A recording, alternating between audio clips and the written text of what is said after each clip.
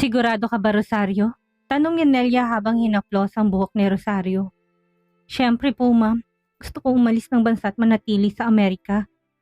Kailangan siguraduhin niyo, Mommy, Daddy, na hindi makatuklas si Noah o sino pa man kung nasaan ako. Yun lamang ang kanyang hinihingi. Sige, Rosario, mag-relax ka muna. Aayusin ni Daddy yan. Tunay na nagpasya si Rosario na magsimula ng bagong buhay sa Amerika. Iiwan niya ang London nang hindi matukoy ang tagal. Bukod pa rito, gusto niyang mag-aral ng business doon. Isang araw, nais niyang maging CEO gaya ng kanyang ama. Tinuruan siya ng matinding pagsubok kay Noah na magpakatatag. Matututunan niya ang mga leksyong makakabuti sa mga taong sumira sa kanya, kabilang na ang dating asawa niya na si Noah, pati ang kanyang dating mga biyenan. Samantalang hindi ganun kadali para kay Noah na bitawan ng alaala ni Rosario. Matapos ang ilang araw ng walang balita, nakadama si Noah ng kakulangan sa kanyang buhay. Sinimulan niyang hanapin kung nasaan si Rosario. Kumuha siya ng impormasyon sa kanyang mga kaibigan at kakilala patungo sa lokasyon ni Rosario. Ngunit lahat ng pagsisikap ay nabigo. Walang nakakaalam o gustong magturo ng tirahan ni Rosario. Noah, wag na. Kalimutan mo na si Rosario. Siya nang pumili ng sarili niyang landas. Wika ni Amari, isang gabi habang magkatabi sila sa sofa ng silid. Nandito ako. Pwede tayong magsimulang muli. Tahimik si Noah, walang expression sa mga mata. Kailangan kong malaman kung nasan siya, Amari. At pasensya ka na. Hindi kita matatanggap agad. Na-frustrate si Amari sa pag-uugali ni Noah na lagi iniisip si Rosario. Umalis si Amari sa silid, dumiretso sa kusina at hinahalong stimulant sa inumin ni Noah nang hindi niya nalaman. Noah, inumin mo to, baka makatulong pag-aanin ng stress mo kahit na konti, sabi ni Amari na may matamis na ngiti pagbalik sa silid. Dahil sa pagod, kagad niyang ininom ang inabot ni Amari. Hindi naglaon ay sumunod kagad ang epekto ng gamot. Mainit ang katawan niya at nanlabo ang isip. Napansin ni Amari ang pagbabago kay Noah at lumapit. Noah, okay ka lang ba? Tanong ni Amari. Sa mahinahong tinig habang lumalapit ang katawan kay Noah. Hindi na makasagot si Noah kung hindi tumango, pilit humahawak habang lumalakas ang epekto ng gamot. Amari, nilagyan mo ba ng something ang inumin? Ngumiti si Amari na puno ng tagumpay. Huwag kang umakusa, Noah. Unang hinaplos ni Amari ang marahan si Noah habang tumitindi ang init ng sagot ng katawan niya. Hindi na nakontrol ni Noah ang sarili. Nilakbay niya si Amari tinalikan ng marahas sa labi. Tinatanggap naman itong nagbalik ng buong pusong pagnanasa. Bumagsak sila sa kama. Kumilos ng may intensidad na hindi naramdaman noon ni Amari. Dahil sa stimulant, hindi tumigil si Noah. Tuloy-tuloy ang galaw niya. Binabalot si Amari sa matinding kaligayahan. Bago umalis patungong Amerika, naghanap muna si Rosario ng akmang universidad at unti-unting pinag-aralan ang negosyo ng kanyang ama. Gayunman, madalas pa rin bumabalik sa isip niya ang larawan ni Noah. Tuwing pagod o panghihina ang nararamdaman, nababalikan niyang pagtrato ni Noah bilang karagdagan lakas para magpatuloy. Kalimutan mo na si Noah, Rosario. Kalimutan mo siya. Yung tao, tanga lang yan ng walang puso. Bulong ni Rosario matapos ang isang gabi ng pagtatalik na agising si Noah. Nalitong-litot may sama ng loob. Tinignan niya si Amari na natutulog pa rin sa tabi niya. May ngiting panatag sa muka. Napaiyak si Noah sa sarili niya. Napagtanto ko anong nangyari. Tumayo si Noah, mabilis na nagbihis at umalis sa silid. Kailangan niya ng oras para mag-isip para maunawaan ang nangyari. Sa balkonahe siya tumambad at tinignan ng lumiliwanag na langit ng umaga. Pasensya na, Rosario, bulong niya sa sarili.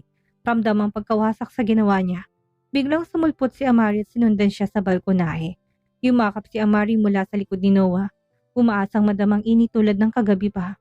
Noah, sobra kang malakas kagabi. At gusto ko yon, wika ni Amari na walang hiya. Amari, hindi ko alam kung ano sasabihin. Noah, ano pa bang gusto kong gawin para mahalin mo ko? Ginawa ko ng lahat.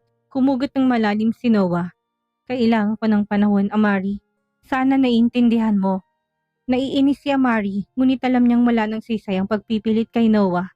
Sige na nga, Noah. Hihintayin kita pero sana maibalik ang kumpiyansa mo. Hinawakan mo katawan ko kagabi. Kagabi isang pagkakamali lang, Amari. Dapat alam mo yan. Dinroga mo ko. Naniga si Noah. Nakatayo si Rosario sa harap ng bintana ng kanyang apartment sa New York. Pinagmamasdan ng tanawin ng lungsod ng Banyaga sa kanya. Parang panaginip ang makapunta dito. Malayo sa lahat ng sakit at problemang naranasan niya sa London. Ngunit alam niyang ito ang hakbang na kailangan niyang gawin para sa kanyang kinabukasan at sa magiging anak niya. Hello New York, sana'y matagpuan ko ditong kapayapaan at kasiyahan. Sana tuluyan ko nang makalimutan ang lahat ng mapapait na alaala ko sa London.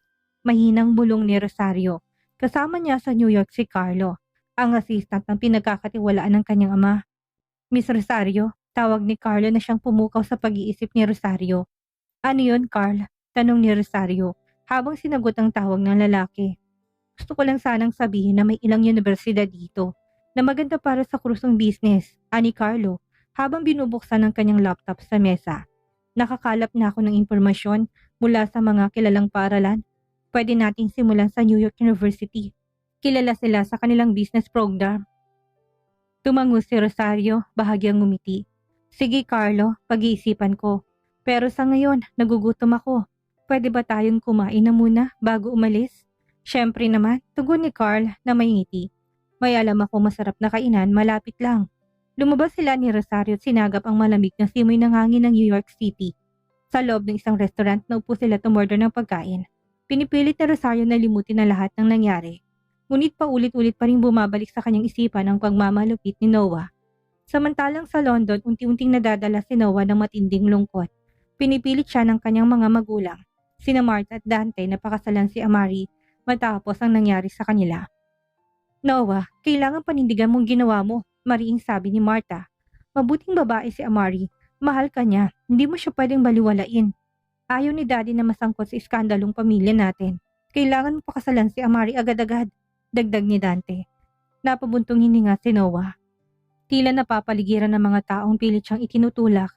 Sige, pakakasalan ko si Amari, kailangan lang. Yumakap si Martha kay Noah ng may lambing. Salamat anak. Samantalang sa New York, magkaharap si Rosario at Carlo habang kumakain ng tanghalian.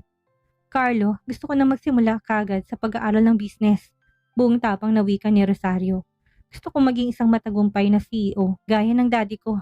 Gusto kong patunayan na mas kaya kong maging mahusay kaysa kay Noah at sa lahat ng mga taong minamaliit ako. Ngumiti si Carlo. Kitang-kitang paghanga sa determinasyon ni Rosario. Kayang-kaya mo yan, Miss Rosario. Naniniwala ko na magiging matagumpay ka. Simulan natin sa pagbisita sa mga pinakamahusay sa universidad sa lungsod. At hanapin ang programang bagay sa'yo. Tumango si Rosario. Dama ang apoy ng panibagong pag-asa sa kanyang puso. Noah, ipapakita ko sa'yo, hindi mo ko basta-basta matatalo. Bulong niya sa sarili. Matapos ang tanghalian, nagpatuloy sila sa pagbisita sa New York University. Matyagang pinaliwanag ni Carlo mga pagpipilian at oportunidad na naghihintay kay Rosario. Nakausap nilang ilang professor at nakapunta sa iba't ibang bahagi ng campus. Maganda ang lugar, Miss Rosario, ani Carlo habang naglalakad sila sa paligid ng campus. Sigurado akong magugustuhan mo dito, ngumiti si Rosario. Lalong tumibay ang kanyang pasya. Ganon din ang pakiramdam ko, Carlo, tumango si Carlo. Masaya na makasama at makatulong kay Rosario. Samantalang sa London, kahit tinanggap na ni Noah napakakasalan niya si Amari, pakiramdam niya'y hungkag pa rin ang lahat. Tuwing nakikita niya si Amari para bang may kulang, alam niyang ibang nararamdaman niya para kay Amari, hindi katulad ng kay Rosario.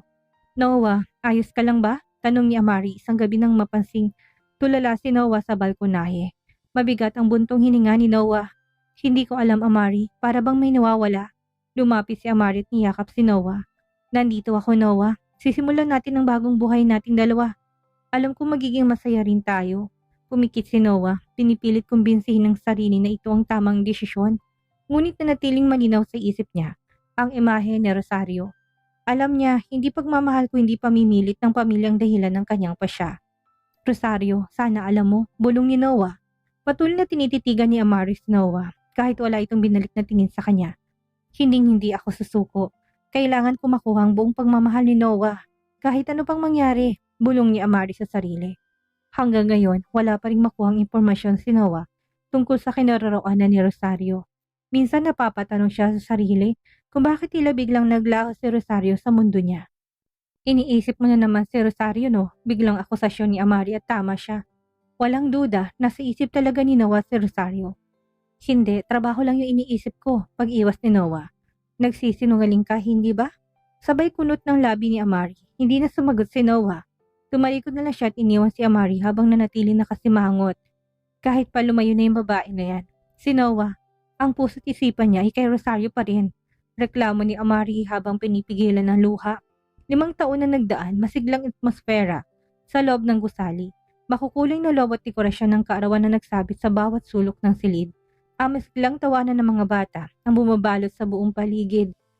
Pinagdiwang ng Engrande ang 5 kaarawan ng anak ni Rosario at hindi niya nakalimutang imbitahan ng pamilya ni Warren, kabilang ng dati niyang asawa. Nakatayo si Rosario sa gitna ng salo-salo, suot ang isang eleganteng maroon na bestidang hapit sa kanyang katawan. Nagliliwanag ang kanyang mukha, taglay ang isang kagandahang lalong huminog sa pagkalipas ng panahon. Maraming mga matang nakatitig sa kanya, kabilang na si Noah at Amari na nasa isang sulok, kasama iba pang miyembro ng pamilya Warren. Rosario, mahina at tila hindi makapaniwalang sambit ni Noah. Siya ba talaga yan?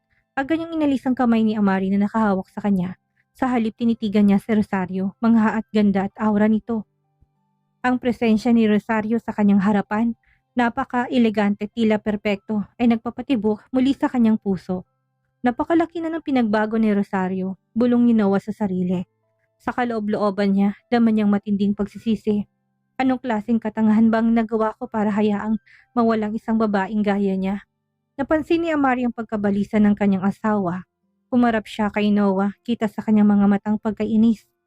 Noah, ano na naman ang iniisip mo? Tanong ni Amari. Kahit na alam na niyang sagot, naputol ang pag-iisip ni Noah. Wala, Amari, sagot niya ng maikli. Huwag mo kong gawing tanga. Alam ko si Rosario iniisip mo, hindi ba? Tahimik si Noah sandali bago tumugon. Oo, tama ka, Amari. Siyang anak ng mga almason. Minsan, hindi ko alam na siya palang anak ng pinakamakapangyarihang tao sa bayan. At ngayon nagsisisi ka na? Ha, wala ka na magagawa, Noah. Huwag ka nang umasang babalik pa siya sa'yo. Masaya na siya sa buhay niya ngayon. Kasamang anak niya at ang kanyang pamilya, sarkastikong sagot ni Amari. Samantalang abala si Rosario sa pagsalubong sa kanyang mga bisita. Dala ang isang magiliw na ngiti. Ramdam niya na may kakaiba sa araw na yon, lalo nang makita niyang presensya ng pamilyang Warren. Ang pagharap muli kay Noah ay muling gumising sa damdaming matagal niya ng pilit nililimot. Lumapit si Carlo, ang personal assistant ni Rosario, dalang isang baso ng inumin. Ma'am Rosario, ayos lang po ba kayo? Tanong niya. May pag-aalala sa tinig. Ngumiti si Rosario habang inaabot ang baso. Ayos lang ako, Carlo. Salamat, pero aaminin ko, may konting kurot sa puso nang makita ko silang muli. Lalo na si Noah. Alam mo na yon? Tumango si Carlo. Natural lang yan, ma, pero wag mong hayaan na sirain ng pag-ibig ang lakas na itinayo mo. Tandaan mo kung paano kanila sinaktan, lalo na si Noah. Tumingin si Rosario sa anak niyang masayang naglalaro kasamang ibang mga bata. Oo, alam ko, at hindi ko hayaang masaktan pa ako muli. Lalo na galing kay Noah. Naalala mo pa ba ang layunin mo, Ma'am Rosario? Paalala ni Carlo. Oo naman, nagpatuloy ang kasiyahan. Dumating ang oras ng paghihip ng kandila at pagputol ng cake. Nagsama-samang lahat sa harap ng malaking birthday cake na may number na 5 kandila. Handa ka na ba, baby? Malambing na tanong ni Rosario sa anak. Handa na po, mommy. Masayang tugon ng bata. Sabay-sabay silang nagbilang. 3, 2, 1, at umihip ng bata. Nagpalakpakan ng lahat. Sa gitna ng kasiyahan, lumapit si Noah kay Rosario, mabigat ang bawat hakbang. Alam niyang ito ang tamang oras. Rosario, tawag niya, halos pabulong. Lumingon si Rosario at bahagyang nagulat. Noah, tugon niya, malamig ang boses. Humugot ng malalim na hininga si Noah. Rosario, gusto ko sanang makausap ka. Kung maaari, tinitigan siya ni Rosario, may halong pagtataka. Ano ba ang gusto mong sabihin? Nagtipid sa salita si Noah, ngunit buo ang loob. Rosario, alam kong hindi nito mababagong lahat, pero gusto kong humingi ng tawad. Sa lahat ng pagkakamali ko, sa lahat ng sakit na naidulot ko sa'yo, patawad. Talagang patawad. Tahimik lang si Rosario. Habang nakikinig, walang tinag ang titig sa lalaki. Nang matapos si Noah, sila'y dahan-dahan na bumuntong hininga. Noah, hindi ko alam kung sapat bang salitang patawad para mapawi ang lahat ng ginawa mo. Hindi madaling kalimutan ang sakit. Napayuko si Noah. Alam ko, hindi ko inasahang mapapatawad mo ko kagad. Gusto ko lang malaman mong nagsisisi ako. Tumango si Rosario. Pinapahalagahan kong paghingi mo ng tawad. Pero naka-move on na ako. Malayo na narating ko para lang balikan ang nakaraan. Naramdaman ni Noah ang pagkapira-piraso ng puso niya. Naintindihan ko, Rosario. Hiling ko na sana'y maging masaya ka kahit hindi ako lang kasama mo. Ngumiti si Rosario. Bahagya lang, ngunit sa likod ng kanyang mga mata ay nandun pa rin ang peklat ng kahapon.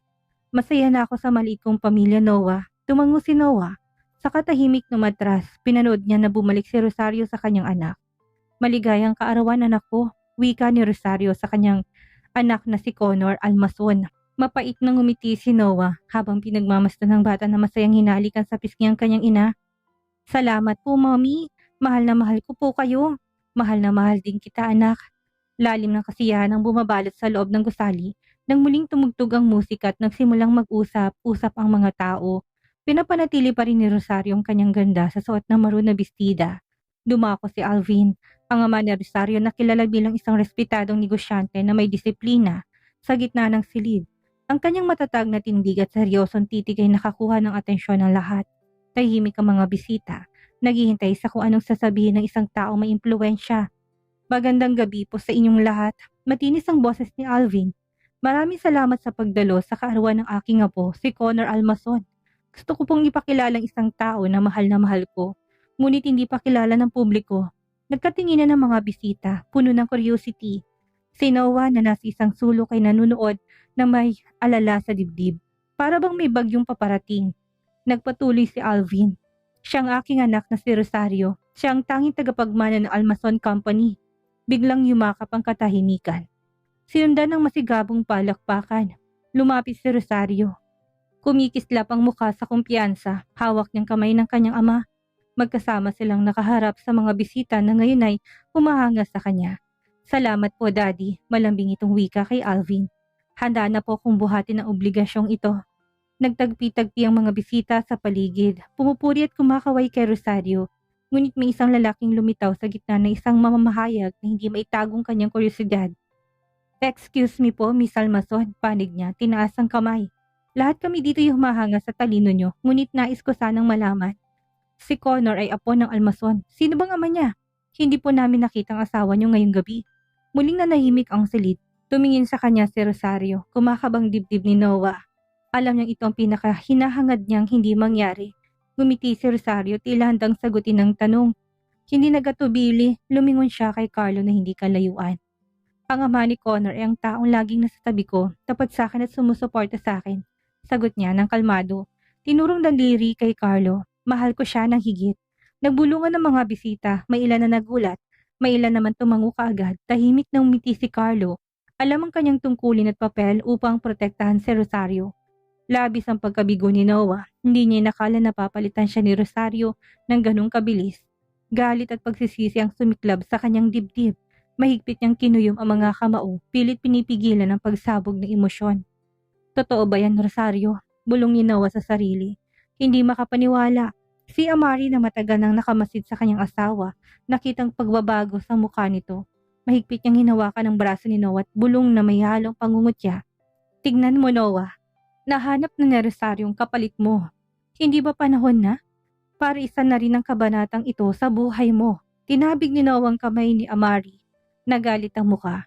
Hindi mo naintindihan, Amari. Hindi ito basta palitan. Iba ito. Nagbigay ng matalim na titig si Amari. Huwag kang magkunwari na may pag-asa ka pa para sa babae na yon. Tapos na siya. Kailangan mong matutong tanggapin ang katotohanan. Hindi sumagot si Noah. Tuloy-tuloy siyang nakatitig kay Rosario na ngayon inapapalibutan ng mga bumabati sa kanya. Tunay na nanghihinayang siya. May napakalaking bagay siyang nawala at walang magagawa pa. Samantala, nanatiling kalmado si Rosario kahit na naguguluhan ang puso. Alam niyang hindi madali ang hakbang na ginawa niya pero yun ang kailangan upang protektahan ang sarili si Connor. Kailangan kong maging matatag, bulong niya sa sarili. Kailangan kong protektahan ang anak ko. Lumapit si Carlo matapos sumupa ang karamihan. Nangingiting puno ng pag-unawa. Tamang ginawa mo, Rosario. Mahina niyang sabi. Tumango si Rosario. Alam niyang yun pa lamang ang simula ng kanyang mahaba at malakas na paglalakbay. Oo, Carlo, sana hindi nila pa rin questionin ang ating kaugnayan. Nagpatuloy ang gabi ng kasiyahan, ngunit sa likod ng lahat, may bumabalot na pakiramdam. Alam ni na Rosario at Noah na hindi tuluyang nawalang nakaraan. Ano kayang mangyayari sa muling pagbabalik ni Rosario? Malaman kaya ni Noah na siyang ama ng anak ni Rosario? Yan ang ating aalamin sa susunod nating kabanata.